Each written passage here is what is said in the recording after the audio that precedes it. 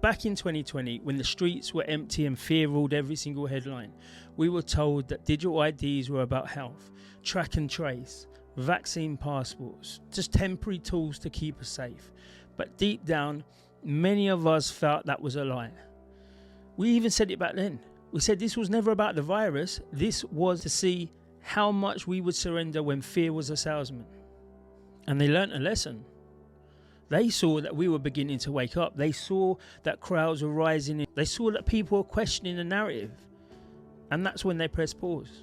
Not because they have abandoned the plan, because they went too far, they pulled it back, and they decided to bide their time. They would wait until the outrage has cooled. Wait until the protests have faded. Wait until we were too tired to fight back.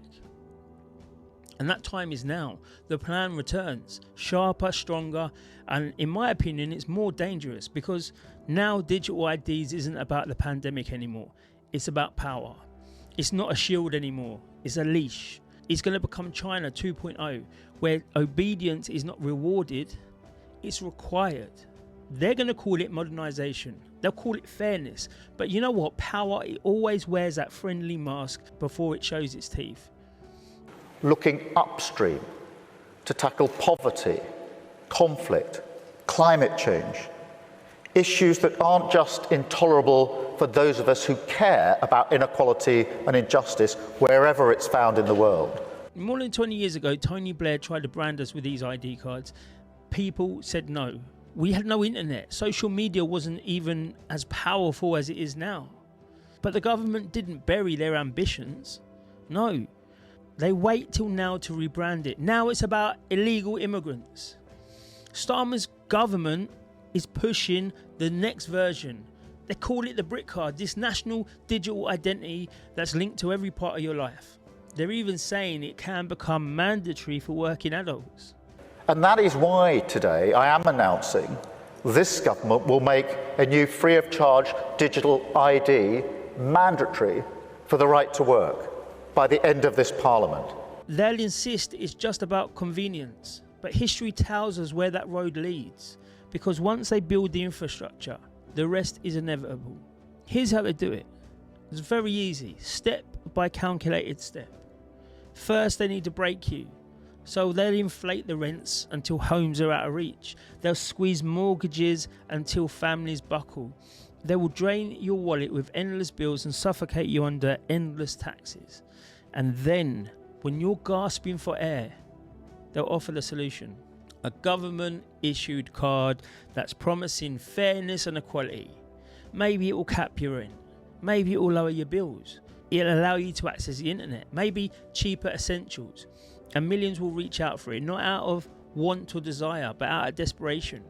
Because when you're drowning, any rope looks like hope. But it is also about energy security, because Putin and other tyrants have used their control over energy supplies as a threat. They've pushed up energy bills, threatened to keep doing so unless they get their way. And that's why we're investing in our own energy, sovereign control over our own future, whether that's nuclear, wind, solar power. Now, this will create good jobs, but it will also take the boot of tyrants like Putin off our throat. But that rope soon turns into a noose, because the next phase is where the trap closes. To receive benefits, you need a BritCard. To access healthcare, you need a BritCard. To apply for a job, to rent your home, to board a train, you need the BritCard. And if you refuse, the world slowly shuts its doors. No accounts, no services, no life. And while you're using it, they're watching. Trust me, they're logging, every purchase logged, every location mapped, every word online analysed. But they won't call it social credit, it will just act like one. You step out of line and your privileges will shrink. If you toe the line, that cage feels very comfortable. See, this isn't science fiction anymore. It's a global playbook. Just look at the EU. Their digital wallet is coming by 2030. Central banks are piloting programmable currencies. Money that behaves differently depending who you are and what your political beliefs are. They call this innovation. But do you know what? Innovation without any limits becomes domination. And honourable members, the rise in information manipulation and disinformation, as we hear, is dividing our societies. It is not only eroding trust in the truth, but also in democracy itself. This is why we urgently need the European Democracy Shield. We need more capacity to monitor and detect information manipulation and disinformation. So we will set up a new European Centre for Democratic Resilience. This will bring together the expertise and capacity of member states and neighbours. And if we allow it, the future's already written. See, listen, there's going to be no stormtroopers kicking your doors in. There ain't going to be like soldiers on the street. It will just be silent exclusion. You'll tap your cards and nothing will happen. It'll be a system error. It will be, card under review, access denied. And those who resist, we're branded extremists, will be frozen out of the system, pushed to the margins, forced to live parallel lives outside the machine. And let's be honest, if we have those university-style protests and, the photo-op marches that do nothing, the ones that are just permission slips for the state, that tell the government, we'll make noise, but we ain't going to stop you.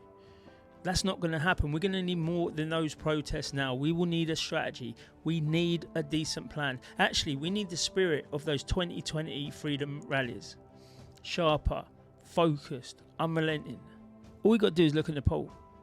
When their government banned social media in an attempt to silence dissent, Gen Z, they didn't just chant in the streets, they organised. They even used Discord to coordinate nationwide resistance. And they overthrew the government in under 48 hours. And even they held a vote inside their online movement of Discord to appoint a new interim government. That's not marching with placards. That's protesting with real people finding real solution when the system tries to silence them. Because if these cards become reality, the fight is over. Britain, as we know it, will be gone. But here's the truth, right? They're not going to want you to believe this. It's not built fully yet. It's not inevitable. You see, it's like the cage is still being welded and we've got time to smash the frame before the door swings shut. We can expose it. We can get people into power to legislate against it. We can even build parallel systems if need be, local economies, privacy-based networks, alternative currencies. So when the state demands our obedience, we will have the power to say, no, fuck off. And above all, we have to remember this, that our freedom is not theirs to ration.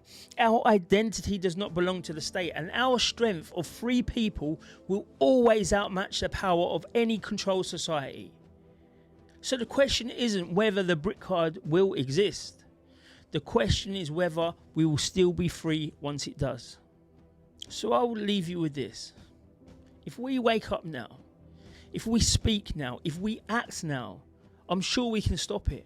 But if we don't and we brush it under the carpet, we will be the last generation that remembers what it meant really, truly to be free. Now, thank you for getting this far. Please, can you share this? Can you drop a like, do a comment? And YouTube thinks you like this next video, so give it a watch for me. Thank you, and I'll see you again soon.